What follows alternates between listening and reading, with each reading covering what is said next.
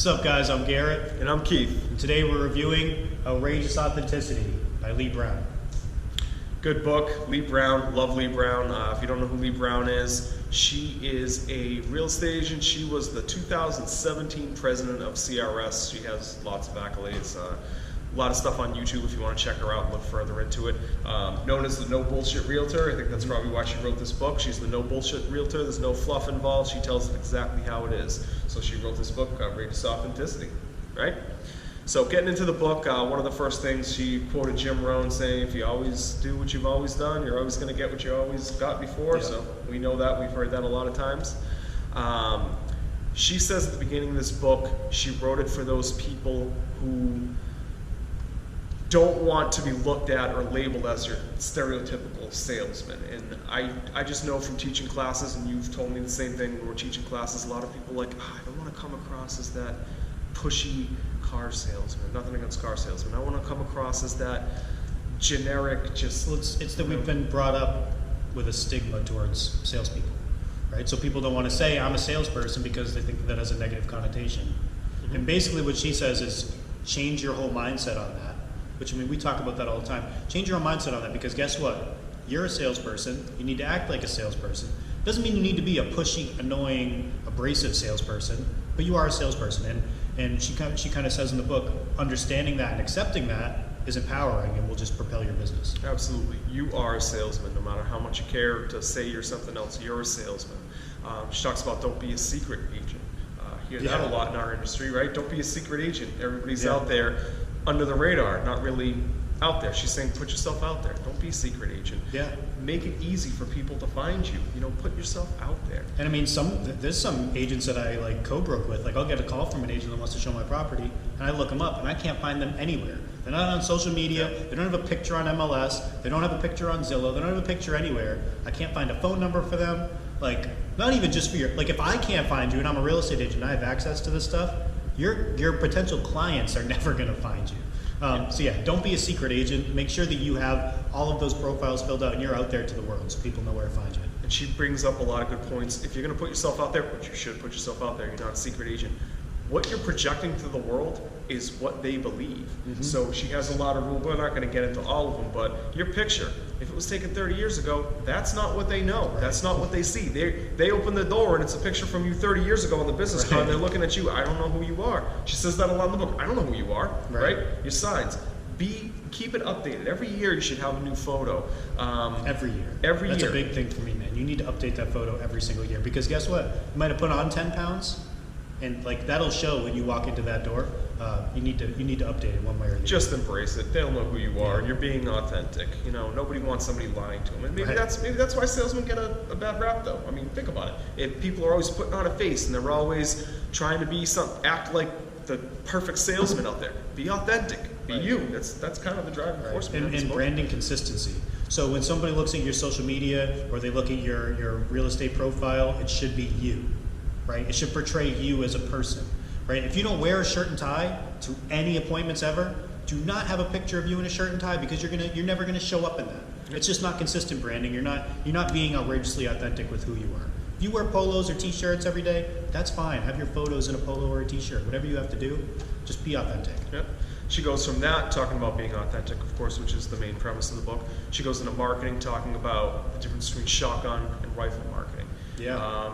So shotgun marketing, I mean, I like to call it spray and pray. You know, you spray a whole bunch of bullets out there and pray you hit something, or rifle, you know, really honing in, focusing, getting down to really narrow down who's your target audience in this particular marketing piece, you know, instead of just putting yourself out there. Anybody can go up and throw a billboard up there for whatever it costs for a billboard, but you're not really narrowing down. You're just getting anybody driving by the highway, you know. So figure out where in your local market, where you better. So where's your time? Where's your money? Where's your efforts best spent? And when you're going to be marketing. Yeah. So that'll just increase your conversion rate too. Oh yeah, of course. Right? If you're talking people who are going to be buying or selling a home, and you're consistent with them, they will use you when they buy or sell a home.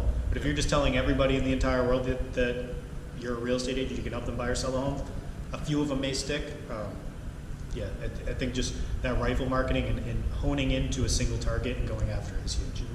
So I'll tell you, I've met Leigh Brown several times, hung out with her, gone to some of her speeches, all that type of stuff.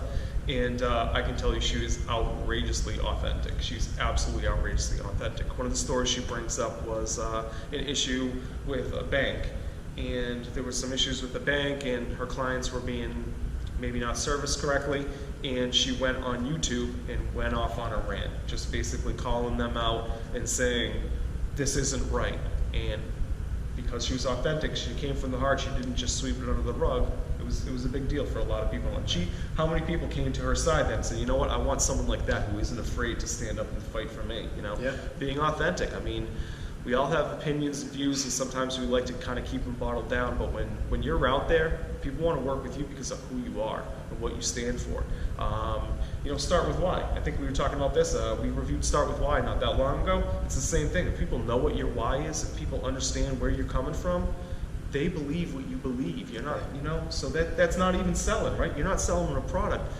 They're believing what you believe, and they want to do business with you. Yeah, it's the celery test from Start With Why. Right? Absolutely. Is everything you're doing congruent with your beliefs and how you portray yourself in business? Yep. So they take the next part of the book. She goes into just a couple tips and tricks when it comes to social media. I know when I hired my assistant, I made her read that chapter of the book. I'm like, look, when it comes to this, I got read this and just make sure what you're putting out there is something along these lines. Yeah, so I love the way that she outlines this. Is probably one of my favorite parts of the book. So she describes them as different areas, right? So Facebook's like at the dinner table. So when you sit down at the dinner table, or if you would say it at the dinner table, you can put it on Facebook, right? So understanding that and having that paradigm shift of what should actually go on to Facebook is huge. Twitter's like at the cocktail party. Like if you're like moving around through a cocktail party and going person to person, and you would say it in that situation, that's where you can put it on Twitter. YouTube's like the intimate lunch. So you guys are tuning into this on YouTube, right? This is something I could sit down and have a whole lunch conversation with you about a book that we just reviewed, right? If it's something that could go into a lunch setting, put it on YouTube. Instagram's like Club Med, so if you're just kind of posting like cool pictures and stuff like that, put that stuff on Instagram. And then LinkedIn's like the interview.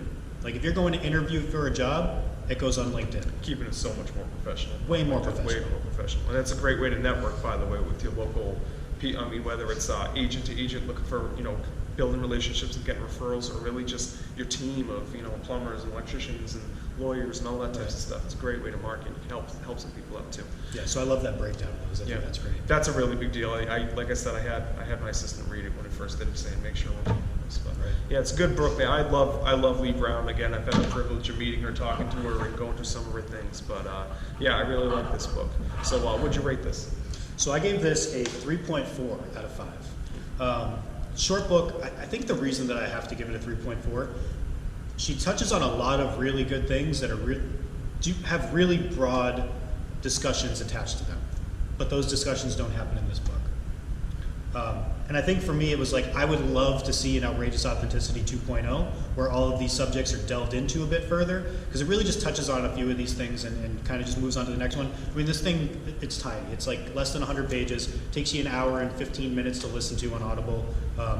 It talks about a lot of things, doesn't delve into them enough for me. So I'm giving it a 3.4.